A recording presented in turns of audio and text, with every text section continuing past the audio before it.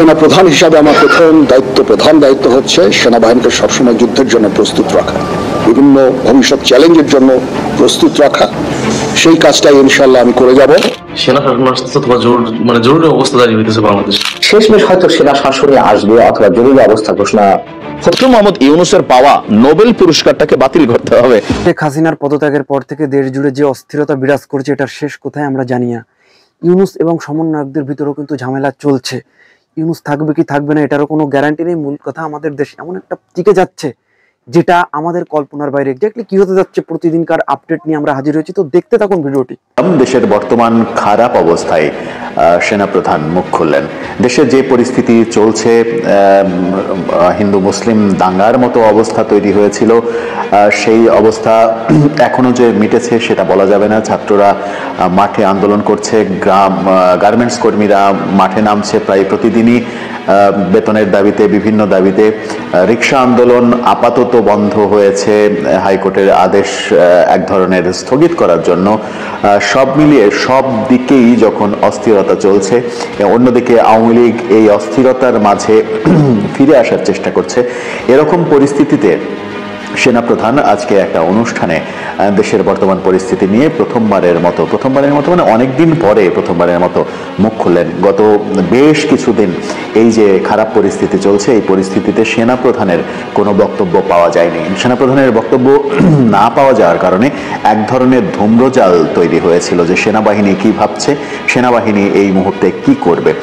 সেনাপ্রধান মুখ খুললেন, তিনি বললেন দেশের বর্তমান ক্রান্তিকালে সেনাবাহিনী সবসময় জনগণের পাশে থাকবে। তিনি এক অর্থে স্বীকার করলেন যে দেশে এখন ক্রান্তিকাল চলছে, দেশে এখন খারাপ সময়ই চলছে। সেটা স্বীকার করে নিয়ে সেনাপ্রধান জানালেন সেনাবাহিনী দেশের মানুষের পাশে থাকবে। তিনি বলেছেন জীবনের ঝুঁকি নিয়ে রাত দিন সেনাবাহিনীর সদস্যরা মানুষের জানমালের নিরাপত্তার জন্য কাজ করে যাচ্ছে এবং এই কাজ তারা অব্যাহত রাখবে। কিন্তু এই কাজ তারা কিভাবে অব্যাহত রাখবে সেই দিক নির্দেশনা তার কথা থেকে খুব একটা আসলো না। অনেকদিন থেকে আলোচনা চলছিল দেশে যে উদ্ভূত পরিস্থিতি, সেই পরিস্থিতির কারণে সেনা শাসন চলে আসতে পারে, জরুরি অবস্থা জারি হতে পারে, সেরকম কোনো ইঙ্গিত দিলেন না। দেশ ভালো না থাকলে আমরা কেউই ভালো থাকবো না। দেশ ভালো না থাকলে দেশ আস্তে আস্তে দেউলিয়াত্বের দিকে চলে যাবে। আর দেউলিয়াত্বের দিকে চলে গেলে, অর্থনৈতিকভাবে দেউলিয়াত্বের দিকে চলে গেলে দেশের বিশৃঙ্খলার কারণে সেটা শ্রীলঙ্কার চাইতেও খারাপ পরিস্থিতি তৈরি হবে, সিরিয়ার চাইতেও খারাপ পরিস্থিতি তৈরি হবে। সেই আলোচনা কিন্তু চতুর্দিকে রয়েছে। ঠিক সেই মুহূর্তে সবাই যখন তাকিয়ে রয়েছেন সেনাপ্রধানের দিকে, তখন সেনাপ্রধান এক অর্থে স্বীকার করে নিলেন যে দেশে ক্রান্তিকাল চলছে।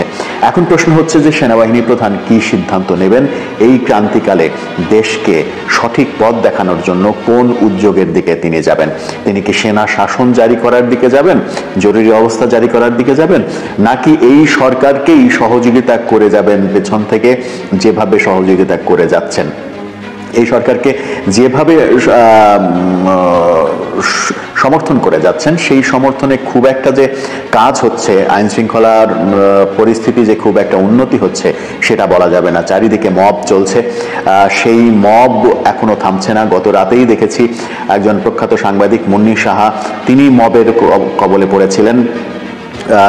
গত রাতে কারওয়ান বাজারে তিনি মব জনতার পাল্লায় পড়েছিলেন এবং সেখান থেকে পুলিশ তাকে আটক করে নিয়ে যায়। পুলিশ আটক করে নিয়ে যাওয়ার পরেও সাংবাদিকদের কোনো ধরনের হয়রানি করা হবে না, সঠিক একেবারে কারণ অনুসন্ধান শেষে দোষী প্রমাণিত হওয়া না হওয়া পর্যন্ত, সেরকম কথা সরকার বললেও মুন্নি সাহাকে তুলে নিয়ে যাওয়া হয়। এবং মুন্নি সাহাকে তুলে নিয়ে যাওয়ার পরে গভীর রাতে আবার তাকে 4 মামলার আসামি মুন্নি সাহা, তাকে আবার ছেড়েও দেওয়া হয়, পরিবারের কাছে হস্তান্তর করা হয় এই শর্তে যে তিনি প্যানিক অ্যাটাকে আক্রান্ত হয়েছেন, অসুস্থ, সিরিয়াস অসুস্থ বোধ করছেন, তিনি ভয় পেয়েছেন, আদালতে আত্মসমর্পণ করবেন, এই শর্তে তাকে ছেড়ে দেওয়া হয়েছে ডিবি কার্যালয় থেকে। এই যে মবের কবলে পড়ে তিনি প্যানিক অ্যাটাকে পড়লেন, এরকম মব কিন্তু চতুর্দিকে চলছে। মাজার ভাঙা হচ্ছে যেভাবে, সেখানে সরকার অনেকাংশে সেনাবাহিনীর সদস্যদেরও নিষ্ক্রিয় দেখা যাচ্ছে।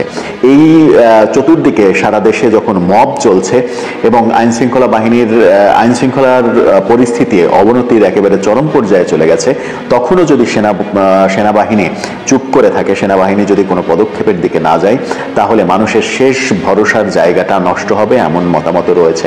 তার মানে এই নয় যে বাংলাদেশের কোনো মানুষই চান যে এই দেশে সেনা শাসন আসুক, সেনা শাসনে সে দেশটা আবার তলানির দিকে চলে যাক, যেটা গিয়েছিল এর আগে 2 বারের সেনা শাসনে। পরিস্থিতি কোন দিকে যাচ্ছে সেটা হয়তো এখন বলা না গেলেও সময় যত যাবে ততটা পরিষ্কার হওয়া যাবে যে পরিস্থিতি কোন দিকে যাচ্ছে, সেনাবাহিনী বা কি সিদ্ধান্ত নিতে যাচ্ছে। তবে সেনাপ্রধান যখন নিজ মুখে স্বীকার করলেন যে দেশে ক্রান্তিকাল চলছে, তখন সেটাকে গুরুত্ব দিয়ে সরকারের আমার মনে হয় পদক্ষেপ নেওয়ার সময় এসে গেছে। দেশের বিভিন্ন জায়গা থেকে আমাদের সম্মানিত করেছে, এজন্য আমি ব্যক্তিগতভাবে আপনাদের কাছে কৃতজ্ঞ এবং সেনাবাহিনী অত্যন্ত কৃতজ্ঞ আপনাদের কাছে। আমি গভীরভাবে শ্রদ্ধা জানাচ্ছি মহান মুক্তিযুদ্ধে সকল বীর শহীদদের এবং তাদের রুহের মাগফিরাত কামনা করছি। তাছাড়াও বাংলাদেশ সেনাবাহিনীর বহু সেনা সদস্য দেশে এবং বিদেশে আত্মত্যাগ করেছেন, তাদেরকেও আমি স্মরণ করছি এবং তাদের রুহের মাগফিরাত কামনা করছি। আজকে আপনারা বীর মুক্তিযোদ্ধা বৃন্দ আমাদের এখানে এসেছেন, আমাদের সম্মানিত করেছেন। আপনাদের ঋণ আমরা কোনোদিন শোধ করতে পারব না। আপনারা জাতির শ্রেষ্ঠ সন্তান, আমাদের পথিকৃৎ। আপনারা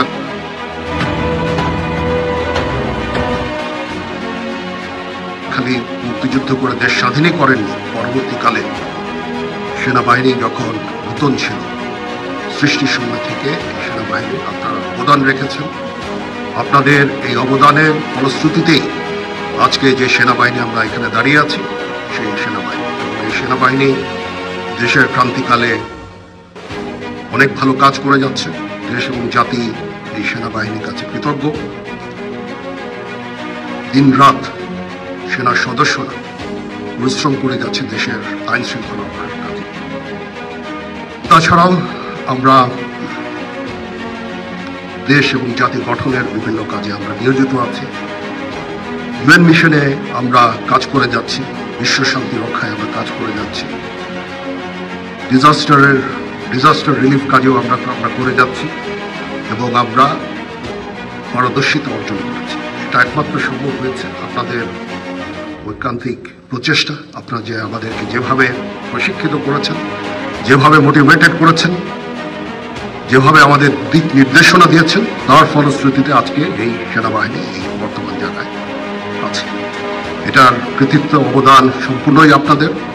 আপনারা আমাদের দোয়া করবেন যেন আমরা ভবিষ্যৎ সময়ে, সামনে আরও সময় আছে, একটু ডিফিকাল্ট সময় পার করতে হবে আমাদের, এবং আমরা যেন দেশ এবং জাতিকে একটা ভালো জায়গায়, একটা নিরাপদ জায়গায় নিয়ে যেতে পারি, সেই জন্য আমাদের জন্য দোয়া করবেন।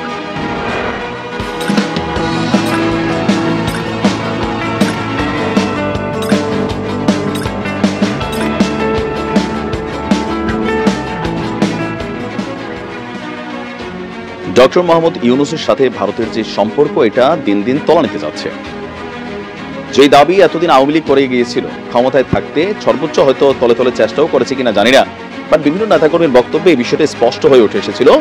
তো সেই একই জিনিস আজকে আমরা ভারতে দেখতে পাচ্ছি। যদিও এটা অসম্ভব একটা ইস্যু, এটা সুযোগ নেই, কিন্তু আপনি দেখেন ডক্টর মোহাম্মদ ইউনূসের ইস্যুতে ভারতের যে সরকার আছেন, ভারতের যারা এমপি আছেন, মন্ত্রী আছেন, বিভিন্ন দলের, তারা আসলে ওনাকে কিভাবে গ্রহণ করছে।